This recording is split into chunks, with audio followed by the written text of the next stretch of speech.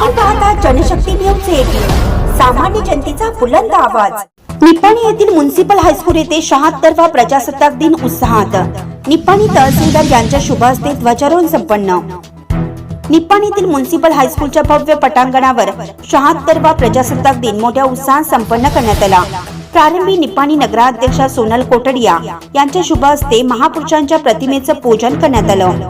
या प्रसंगी निप्पाणी तहसीलदार एम.एन. बळीगार यांनी प्रजासत्ताक दिनाचा आढावा घेतला।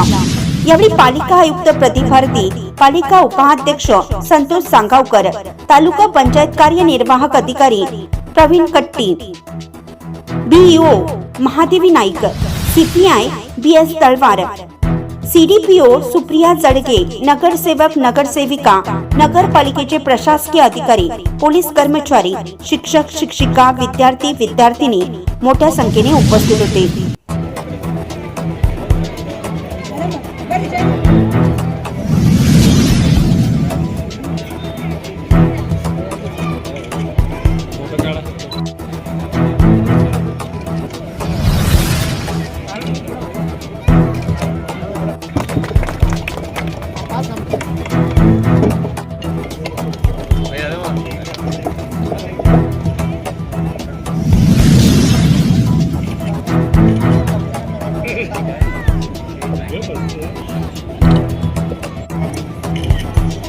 हेलो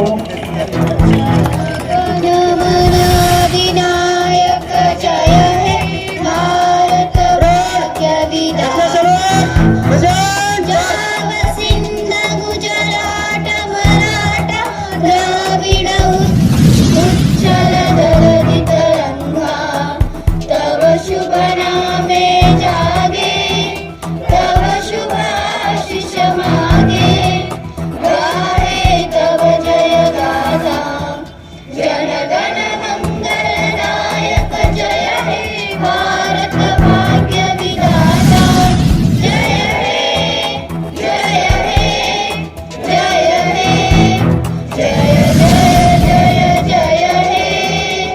ಗಣರಾಜ್ಯವಾದ ಗಳಿಗೆಗೀಗ 76 ವರ್ಷ. ಪ್ರತಿ ಭಾರತೀಯರಲ್ಲೂ ದೇಶದ ತುಂಬೆಲ್ಲ ಇಂದು ಜನವರಿ 26ರ ಹರ್ಷ. ಕರ್ನಾಟಕ ಸರ್ಕಾರ, ತಾಲೂಕಾ ಆಡಳಿತ ನಿಪ್ಪಾಣಿ ಇವುಗಳ ಸಂಯುಕ್ತ ಆಶ್ರಯದಲ್ಲಿ ಇಂದು 76ನೇ ಗಣರಾಜ್ಯೋತ್ಸವ ದಿನಾಚರಣೆ ಸಂಭ್ರಮದಿಂದ ಆಚರಿಸಲಾಗುತ್ತಿದೆ. ಮೊಟ್ಟ ಮೊದಲಿಗೆ ಎಲ್ಲರಿಗೂ ಮತ್ತೊಮ್ಮೆ 76ನೇ ಗಣರಾಜ್ಯೋತ್ಸವದ ಶುಭಾಶಯ ತಿಳಿಸುತ್ತಾ ತನ್ನಿಮಿತ್ತ ಕಾರ್ಯಕ್ರಮದ ಘನ ಅಧ್ಯಕ್ಷ ಸ್ಥಾನವನ್ನು ವಹಿಸಿಕೊಂಡಿರುವ ಸನ್ಮಾನ್ಯ ಶ್ರೀಮತಿ ಶಶಿಕಲಾ ಅಣ್ಣಾ ಸಾಹೇಬ್ ಜೊಲ್ಲೆ, ಮಾಜಿ ಸಂಪುಟ ದರ್ಜೆ ಸಚಿವರು ಹಾಗೂ ಹಾಲಿ ಶಾಸಕರು ನಿಪ್ಪಾಣಿ ಅವರನ್ನು ಅವರ ಒಂದು ಅನ್ಯ ಕಾರ್ಯ ನಿಮಿತ್ತ ಮೇಡಮ್ ಅವರು ಒಂದು ಬೇರೆ ಕೆಲಸಕ್ಕೆ ಹೋಗಿದ್ದರಿಂದ ಅವರ ಅನುಪಸ್ಥಿತಿಯಲ್ಲಿ ತಾಲೂಕು ಆಡಳಿತ ಪರವಾಗಿ ಹಾಗೂ ನಿಮ್ಮೆಲ್ಲರ ಪರವಾಗಿ ಹಾರ್ದಿಕವಾಗಿ ಸ್ವಾಗತವನ್ನು ಕೋರುತ್ತೇನೆ. ಅದೇ ರೀತಿ ಇವತ್ತು ವೇದಿಕೆಯನ್ನು ಅಲಂಕರಿಸಿರ್ತಕ್ಕಂಥ ನಮ್ಮ ನಿಪ್ಪಾಣಿ ನಗರಸಭೆಯ ಸನ್ಮಾನ್ಯ ಅಧ್ಯಕ್ಷರಾಗಿರ್ತಕ್ಕಂಥ ಶ್ರೀಮತಿ ಸೋನಲ್ ಕೋಟಾರಿಯಾ ಮೇಡಮ್ ಅವರನ್ನು ತಾಲೂಕು ಆಡಳಿತ ಮತ್ತು ನಿಮ್ಮೆಲ್ಲರ ಪರವಾಗಿ ಹಾರ್ದಿಕವಾಗಿ ಸ್ವಾಗತ ಕೋರುತ್ತೇನೆ. ಅದೇ ರೀತಿ ಶ್ರೀ ಸಂತೋಷ್ ಸಾಂಗಾವ್ಕರ್ ಸನ್ಮಾನ್ಯ ಉಪಾಧ್ಯಕ್ಷರು ನಗರಸಭೆ ನಿಪ್ಪಾಣಿ ಅವರನ್ನು ತಾಲೂಕು ಆಡಳಿತ ಪರವಾಗಿ ಹಾರ್ದಿಕವಾಗಿ ಸ್ವಾಗತ ಕೋರುತ್ತೇನೆ.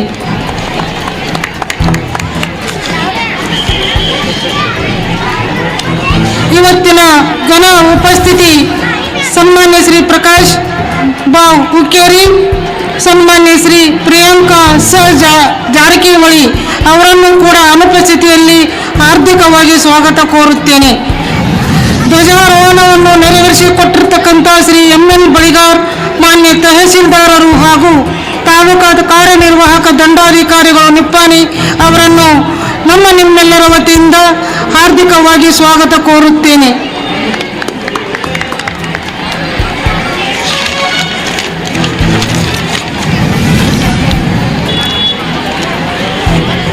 ಅದೇ ರೀತಿ ಮುಖ್ಯ ಅತಿಥಿ ಸ್ಥಾನವನ್ನು ವಹಿಸಬೇಕಾಗಿರ್ತಕ್ಕಂಥ ಸನ್ಮಾನ್ಯ ಶ್ರೀ ಈರಣ್ಣ ಕಡಾಡಿ ರಾಜ್ಯಸಭಾ ಸದಸ್ಯರು, ಸನ್ಮಾನ್ಯ ಶ್ರೀ ಚನ್ನರಾಜ್ ಹಟ್ಟಿಗೋಳಿ ವಿಧಾನ ಪರಿಷತ್ ಸದಸ್ಯರು, ಸನ್ಮಾನ್ಯ ಶ್ರೀ ಲಖನ್ ಜಾರಕಿಹೊಳಿ ವಿಧಾನ ಪರಿಷತ್ ಸದಸ್ಯರು, ಸನ್ಮಾನ್ಯ ಶ್ರೀ ಹನುಮಂತ ನಿರಾಣಿ ವಿಧಾನ ಪರಿಷತ್ ಸದಸ್ಯರು, ಸನ್ಮಾನ್ಯ ಶ್ರೀ ಲಕ್ಷ್ಮಣರಾವ್ ಚಿಂಗಳೆ ಅಧ್ಯಕ್ಷರು ನಗರಾಭಿವೃದ್ಧಿ ಪ್ರಾಧಿಕಾರ ಬೆಳಗಾವಿ ಅವರನ್ನು ಕೂಡ ಅವರ ಅನುಪಸ್ಥಿತಿಯಲ್ಲಿ ತಾಲೂಕು ಆಡಳಿತ ಪರವಾಗಿ ಹಾರ್ದಿಕವಾಗಿ ಸ್ವಾಗತ ಕೋರುತ್ತೇನೆ.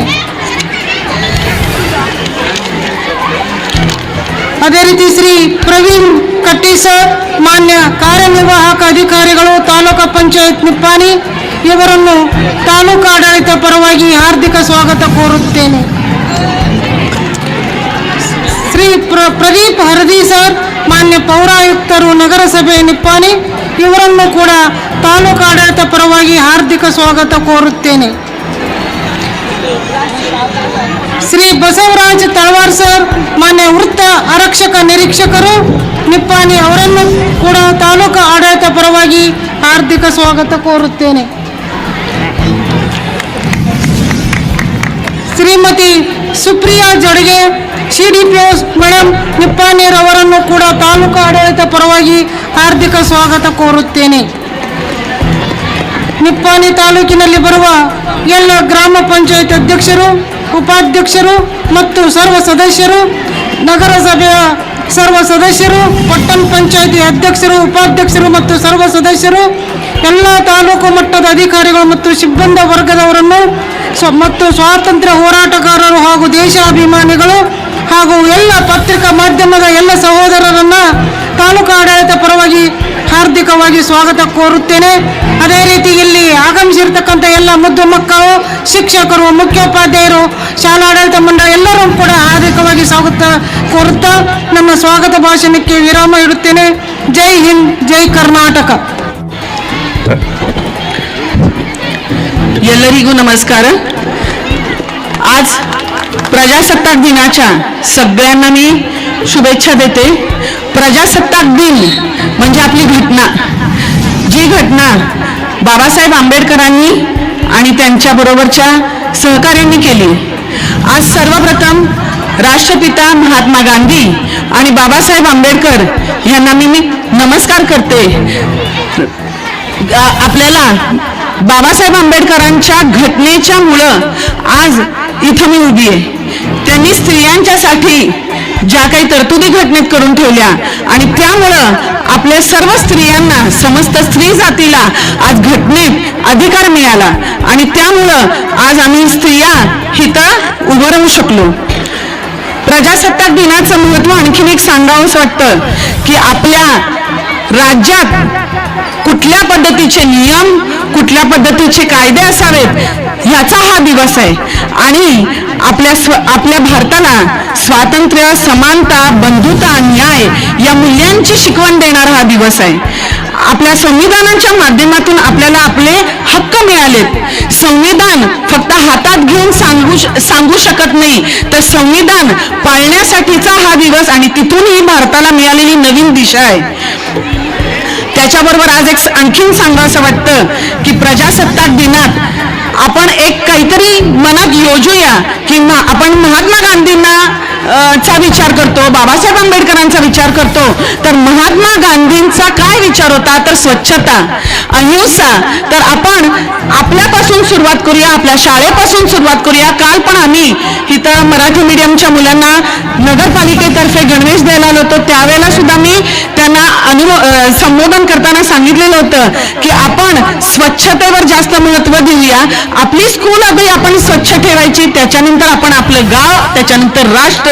हे आपल्याला महात्मा गांधीजींच्या कडून मिळालेला वारसा आणि जो आंबेडकरांच्या कडून आपल्याला मिळालेला वारसा आहे तो आपण पुढे नेण्याचं काम आज या मुलांचं आहे.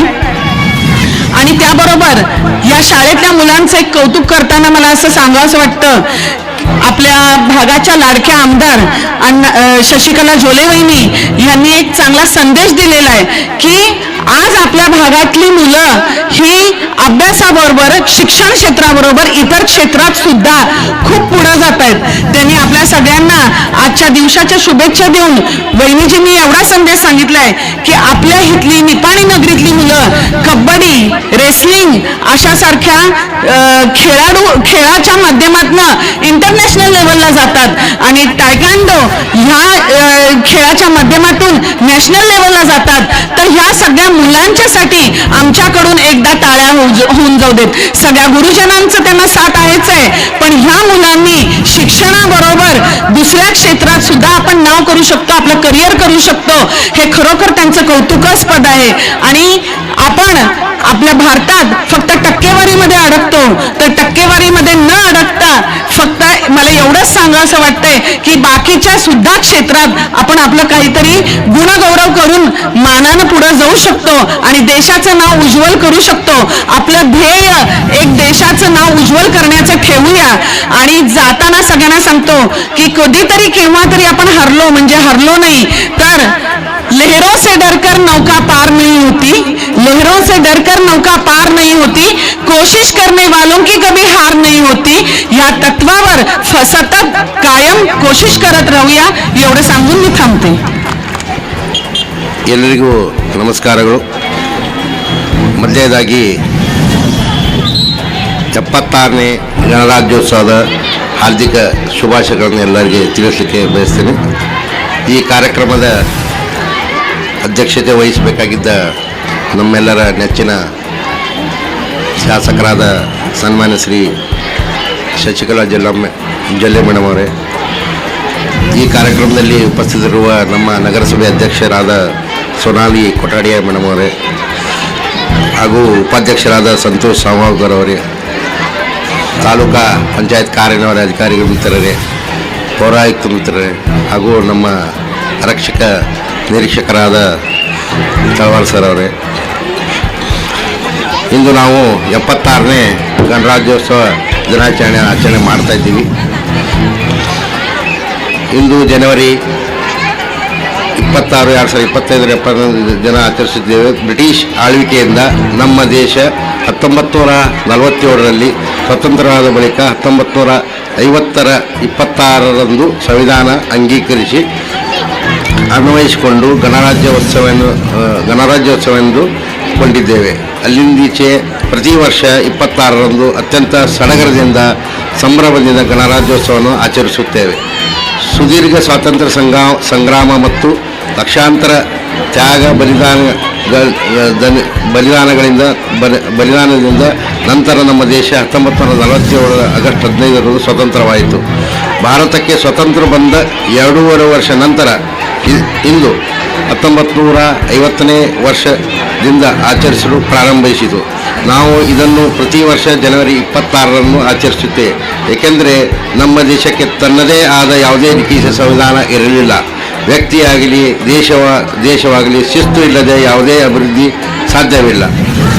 ಇದನ್ನು ಗಮನದಲ್ಲಿಟ್ಟುಕೊಂಡು 299 ಸದಸ್ಯರನ್ನು ಹೊಂದಿರುವ ಸಂವಿಧಾನ ಸಭೆಯನ್ನು ರಚಿಸಲಾಯಿತು. ಡಾಕ್ಟರ್ ರಾಜೇಂದ್ರ ಪ್ರಸಾದ್ ಅಧ್ಯಕ್ಷತೆಯಲ್ಲಿ ಹಾಗೂ ಡಾಕ್ಟರ್ BR ಅಂಬೇಡ್ಕರ್ ಅವರ ಕರಡು ಸಮಿತಿ ಅಧ್ಯಕ್ಷತೆಯಲ್ಲಿ 2 ವರ್ಷ 11 ತಿಂಗಳು 18 ದಿನಗಳಲ್ಲಿ ಇದು ಅಂತಿಮವಾಗಿ 26 ನವೆಂಬರ್ 1949 ಪೂರ್ಣಗೊಂಡಿತು. ಇದನ್ನು ಜನವರಿ 1950ರಂದು ದೇಶಾದ್ಯಂತ ಜಾರಿಗೆ ತರಲಾಯಿತು. ಭಾರತದ ಪ್ರಜೆಗಳನ್ನು ಆಳುವ ಶಾಸಕಾಂಗ, ನ್ಯಾಯ ಒದಗಿಸುವ ನ್ಯಾಯಾಂಗ ಹಾಗೂ ಜನರಿಗಾಗಿ ಕೆಲಸ ಮಾಡುವ ಕಾರ್ಯಾಂಗಗಳನ್ನು ಹೇಗಿರಬೇಕು, ಯಾವೆಲ್ಲ ನೀತಿ ನಿಯಮಗಳನ್ನು ಕಟ್ಟಳೆಗಳನ್ನು ಪಾಲಿಸಬೇಕು ಎಂಬೆಲ್ಲ ಸೂಚನೆಗಳನ್ನು ಕಟ್ಟಿಹಾಕಿ ಸಮಗ್ರ ಗುಚ್ಛವೇ ನಮ್ಮ ಸಂವಿಧಾನ. ಭಾರತ ನಮ್ಮ ದೇಶ, ಭಾವೈಕ್ಯತೆಯೇ ಇದರ ಜೀವವಾಗಿದೆ. ಸೌಹಾರ್ದತೆ, ಶಾಂತಿ, ಸಹಿಷ್ಣುತೆ, ಸಮಾನತೆ ಇವು ದೇಶವನ್ನು ಭದ್ರಪಡಿಸುವ ಮೂಲ್ಯಗಳಾಗಿವೆ. ನಾವೆಲ್ಲರೂ ನಮ್ಮ ಸಂವಿಧಾನ ಜವಾಬ್ದಾರಿಯನ್ನು ಅರಿತು ಕೆಲಸ ಮಾಡುವ ಮೂಲಕ ವೈಯಕ್ತಿಕವಾಗಿ, ಸಾಂಘಿಕವಾಗಿ ಪ್ರಯತ್ನ ಪಟ್ಟರೆ ದೇಶದ ವಿವಿಧ ಕ್ಷೇತ್ರಗಳಲ್ಲಿ ಪ್ರಗತಿ ಸಾಧಿಸುವುದು ಸಾಧ್ಯವಾಗುತ್ತದೆ. ಭಾರತೀಯರಾದ ನಾವು ಗಣರಾಜ್ಯೋತ್ಸವದ ಸಂದರ್ಭದಲ್ಲಿ ತಮ್ಮ ತ್ಯಾಗ ಬಲಿದಾನಗಳಿಂದ ದೇಶವನ್ನು ಕಾಪಾಡುವ ಭೂಸೇನೆ, ವಾಯುಸೇನೆ, ನೌಕಾಸೇನೆ ಎಲ್ಲ ಸೈನಿಕರಿಗೂ, ದೇಶದ ಅಭಿವೃದ್ಧಿಗೆ ಶ್ರಮಿಸುತ್ತಿರುವ ವಿಜ್ಞಾನಿಗಳಿಗೂ, ತಂತ್ರಜ್ಞರಿಗೂ ಮತ್ತು ದೇಶದ ಬೆನ್ನೆಲುಬಾದ ರೈತ ವರ್ಗಕ್ಕೂ ಈ ಸಂದರ್ಭದಲ್ಲಿ ಚಿರಋಣಿಯಾಗುತ್ತಾ ದೇಶದ ಸರ್ವಾಂಗೀಣ ಅಭಿವೃದ್ಧಿಗೆ ನಮ್ಮ ಸೇವೆ ಸಲ್ಲಿಸೋಣ ಎಂದು ಶಪಥ ಮಾಡುತ್ತಾ ಈ ಮಹಾನ್ ಕ್ರಾಂತಿಕಾರಿಗಳಿಗೆ ನನ್ನ ಗೌರವವನ್ನು ಮತ್ತು ಶ್ರದ್ಧಾಂಜಲಿ ಸಲ್ಲಿಸುವ ಮೂಲಕ ನನ್ನ ಈ ಮಾತಿಗೆ विराम ನೀಡುತ್ತೇನೆ. जय हिंद, जय कर्नाटक. चालू घडामोडीच्या अपडेट जाणून घेण्यासाठी आपल्या जनशक्ती न्यूज 18 चॅनलला सबस्क्राईब जरूर करा, लाईक करा, कमेंट करा, शेअर करा, बेल आयकॉन प्रेस करा आणि नोटिफिकेशन मिळवा.